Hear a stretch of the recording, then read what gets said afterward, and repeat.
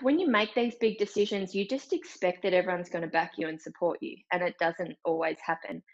But you need to be okay with that.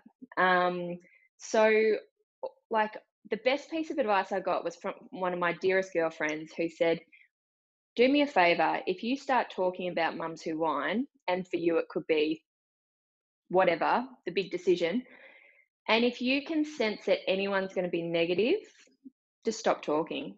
Because if the people closest to you, and this was in the early stages when I was launching it, if the people closest to you are not going to support you, then you're not going to follow through with it.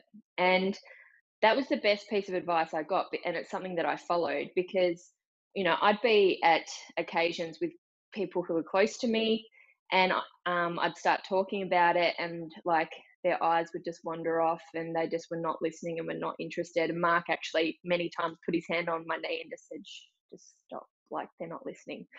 And, as a people pleaser and someone who's always wanted the approval of others, especially those closest to me, that was really hard.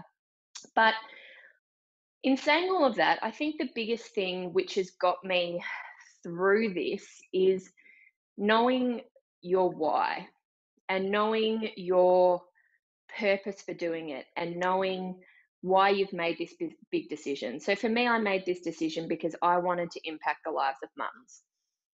I say at every event, everything I do, I say it's all about the one mum. It's all about the one. And if I can impact the life of one mum, then my job is done. And, you know, what I've realized with this vision and this mission, if my focus is on the many, and I've had to pull it in a few times because it's getting really big and it's like, oh, global world domination, blah, blah, blah, blah. But if my focus is constantly on how many people are signing up for memberships, blah, blah, blah, blah, how big can our events get, and focusing on the many, then the one misses out. That's the one that's I'm going after, and that's the one that I'm all about.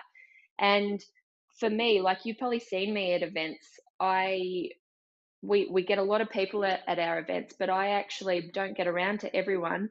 And you might see me, I often sit down and have a half an hour conversation with just one mum. And I'm not sitting there going, oh crap, I've got to get around to everyone because I've got to make sure, because I need to make sure people are signing up for memberships if I don't. And oh, what are they going to think if I'm not talking to them?